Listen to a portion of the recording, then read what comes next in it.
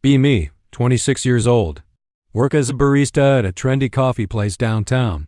Live with my roommate Priya in a small apartment. We split everything 50-50. Spend most of my free time on feminist subreddits and TikTok. Feel like I finally cracked the code on how men oppress women in relationships. Absorb every video about red flags and narcissism and love bombing. Feel genuinely enlightened compared to everyone else in my life. My little brother Danny is 22, in college studying accounting. Been dating his girlfriend Melissa for about a year and a half. She seemed sweet enough the few times I met her at family stuff. Danny calls me one evening sounding really happy. Says Melissa planned a whole surprise picnic for him at the park. Made his favorite sandwiches and brought a little Bluetooth speaker. She just wanted to do something thoughtful for no particular reason. Immediately feel a knot in my stomach. Ask him why she would randomly do that out of nowhere. He laughs and says she just wanted to make him feel appreciated. Tell him that is actually a classic love bombing tactic. He goes quiet for a second, asks what I mean. Explain that love bombing is how manipulative partners create dependency.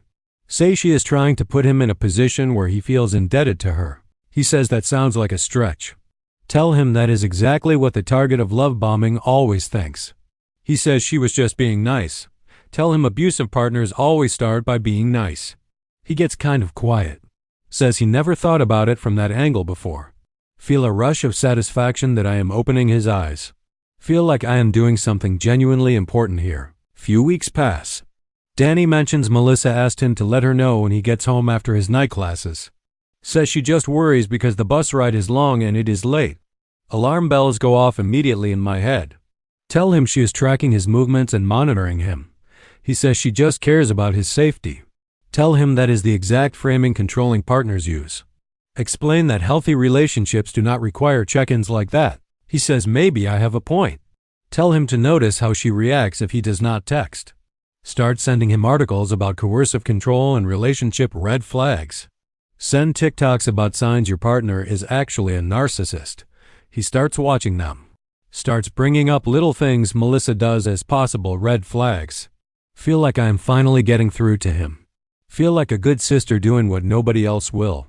Danny calls me a few weeks later sounding stressed. Says he and Melissa had a disagreement. Says she was hurt that he bailed on their plans twice in 1 week last minute. She told him she feels like she is not a priority lately. Immediately recognize this pattern. Tell him she is using guilt to control his schedule. He says she seemed genuinely hurt though. Tell him manipulators are always convincing when they want something. Say she is trying to make him feel responsible for her emotions. Tell him that is a huge red flag for emotional manipulation. He goes quiet and says he never looked at it that way. Say that is the point, she does not want him to. Danny calls back a few days later. Says he talked to Melissa about everything. Says she apologized for how she came across and they had a long conversation. Says she told him she wants to support him, not guilt him. Tell him apologies are part of the manipulation cycle. Say abusers apologize to reset and then do it all over again. He sounds confused and asks if I genuinely think Melissa is abusive. Tell him they never seem abusive at first. Say the confusion he feels is part of what she is doing to him. He says he loves her but is starting to feel uneasy. Encourage him to write down everything that feels off. Say it will help him see the pattern clearly. He texts me a list later. Things like asking how his day went. Wanting to spend most weekends together. Texting him when she has not heard from him in a while. Checking in if he seems down. Read through it carefully. Tell him these are all signs of an anxious and controlling attachment style. He says when I list them like that, it does look like a pattern. Tell him he deserves a relationship where he has full independence. He says he is going to seriously think about whether this is healthy. Over the next few weeks, I keep sending content his way. Videos about leaving toxic relationships. Articles about enmeshment and codependency. He starts distancing from Melissa and she notices. He tells me she keeps asking if something is wrong. Tell him not to tell her about the concerns I raised because it will cause her to escalate. He says okay and just tells her he needs space. Few weeks later he calls and says he broke up with her. Feel proud. Feel like I genuinely protected him from something bad. He sounds sad but says he thinks it was the right call. Tell him I am proud of him for being brave enough to walk away. He says it is hard because he really did love her. Tell him that is normal after leaving a controlling relationship. Say the grief is real even when the relationship was unhealthy. Say he will feel better once he has distance. Danny moves back home with our parents for a bit. Says he needed to reset and be around people who care about him. I visit and he seems pretty low. Quieter than usual and not really himself. He talks about Melissa a lot. Says he misses her and wonders if he was too hasty. Remind him of all the things on his list. He nods but does not seem convinced anymore. A few weeks later, I see on Instagram that Danny and Melissa are together again. They are at some outdoor market smiling in photos. Feel my heart drop into my stomach. Call him immediately. He picks up and sounds genuinely happy for the first time in weeks. Says they talked everything through. Says they both learned things about how to communicate better. Tell him he is making a serious mistake going back. He says she is not who I described. Says he talked to his college counselor about the concerns I raised. Says the counselor told him nothing he described sounded like abuse. Feel my face go hot. Tell him the counselor does not know her like I do. He says the counselor has a background in relationship psychology. Says she told him the things I called red flags were just normal relationship friction. Tell him that sounds like someone who does not understand modern abuse research. He gets quiet in a different way now. Not confused quiet, more like tired quiet. Says Melissa has never been anything but kind and honest with him. Says he was miserable without her and he is done questioning something good. Tell him that is what victims say. He raises his voice slightly and says stop calling her an abuser. Says I convinced him to throw away something real over internet videos. Tell him I was trying to protect him. He says the only thing I protected him from was being happy. Says he spent weeks doubting someone who loved him because I planted the idea. Feel shocked that he is this upset with me. Tell him I was only doing what a good sister would do. He says a good sister would have asked questions instead of sending content and declaring verdicts. Says he has to go and hangs up. Sit there staring at my phone. Few weeks go by and Danny barely texts me back. When he does, it is short and polite but nothing more. I reach out to our mom to ask if he is okay. Mom says he is fine but heard about what happened. Ask Mom what she means exactly. Mom says Danny told her everything. Says he feels like I convinced him to sabotage his relationship using online content. Tell Mom I was educating him about red flags. Mom asks what red flags. Describe the picnic, the check-ins, the disagreement about plans. Mom is quiet for a moment. Then says those things sound like a caring girlfriend to her. Tell Mom she does not understand how subtle abuse can be. Mom says maybe I am the one who does not understand. Says not everything looks like what you read about online. Feel frustrated that my own mother is dismissing me. Tell her she is enabling a potentially harmful situation. Mom says Danny is an adult and Melissa treats him well by all accounts. Says she has spent time with Melissa and likes her very much. Tell her that is exactly what abusers want people to think. Mom gets exasperated. Says I need to drop this and respect his choices. Tell her I cannot drop something that affects my brother's well-being. Mom says his well-being is fine and I am the one causing him pain right now. That lands hard, but I push past it. Try texting Danny directly to explain myself. No response for days. Then realize he has quietly removed me from his close friends list. Reach out again, longer message this time. Explain that everything I said came from a place of genuine love. He reads it and does not reply. Few more weeks pass. Mom mentions at a family dinner that Danny and Melissa are doing really well.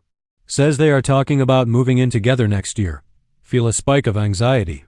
Try to bring up my concerns at the table. Dad puts down his fork and tells me to let it go. Says Melissa is a lovely girl and Danny is happy. Tell Dad he cannot see the dynamics from the outside. Dad says he thinks I need to talk to someone about why I see danger everywhere. That shuts me up for the rest of dinner. Drive home in silence thinking about it. Later that night, I post in my online feminist group asking for support. They tell me I am clearly the more aware one in my family. They say Danny is probably too deep in the fog to see it. Say Melissa has likely done a good job making everyone around them think she is wonderful. Feel briefly reassured. But the reassurance does not stick the way it used to. Months pass. Danny and I barely talk now. When we do it is surface level, weather and sports, and nothing real. Hear from Mom that Melissa and Danny got a dog together. Feel sick. That means they are definitely serious now. Text Danny saying I hope he is okay and that I love him. He replies saying thanks with a period at the end. Christmas rolls around. Whole family at the parents' house as usual. Danny comes with Melissa. They look genuinely comfortable and happy together. Melissa brings a homemade dessert and hugs everyone warmly. She is warm and easy to talk to and everyone likes her. Watch this happen and feel something uncomfortable I cannot name. Danny hugs me hello, but there is a wall there now. Try to get a moment alone with him after dinner. He says he does not really want to get into anything tonight. Tell him I just want to clear the air between us. He says the air is clear on his end. He just does not trust my intentions around his relationship. That hits different than I expected. Melissa comes over and takes his hand naturally. They go talk to our cousin together. I stand there holding my drink. Overhear Danny telling our cousin what happened. Says his sister convinced him his girlfriend was abusive. Says he broke up with her and was miserable for months. Cousin asks why I would do that. Danny says he thinks I genuinely believed it. Says I spent so much time in online spaces that I started seeing patterns that were not there. Says I had no real experience with them as a couple, but acted like I had the whole picture. Cousin asks if he is still upset with me. Danny says he is not angry exactly. Says he is just careful now about how much he shares with me. Says he does not want another situation where his relationship gets pulled apart by someone on the outside. Feel my face get hot standing there. Walk over and say I was only trying to help him. He looks at me for a moment. Says helping would have looked like asking questions and listening. Says instead I sent him content designed to make him afraid of someone who loves him. Tell him I was going by what I had learned about how abuse works. He says learning about something from videos is not the same as knowing it. Says Melissa has been nothing but consistent and kind the entire time they have been together. Says I took normal relationship moments and built a case out of them. Melissa is standing nearby and I realize she has probably heard some of this. She does not look angry, just a little tired. She excuses herself politely and goes to talk to my mom. Danny watches her go and then looks back at me. Says he hopes I eventually figure out that not everything is what it looks like on TikTok. Walks away to find Melissa. Stand there alone in the living room. Rest of the night is pleasant for everyone except me. Ride home alone. Sit in my apartment in the quiet. Priya is out, so it is just me. Open my phone and start scrolling.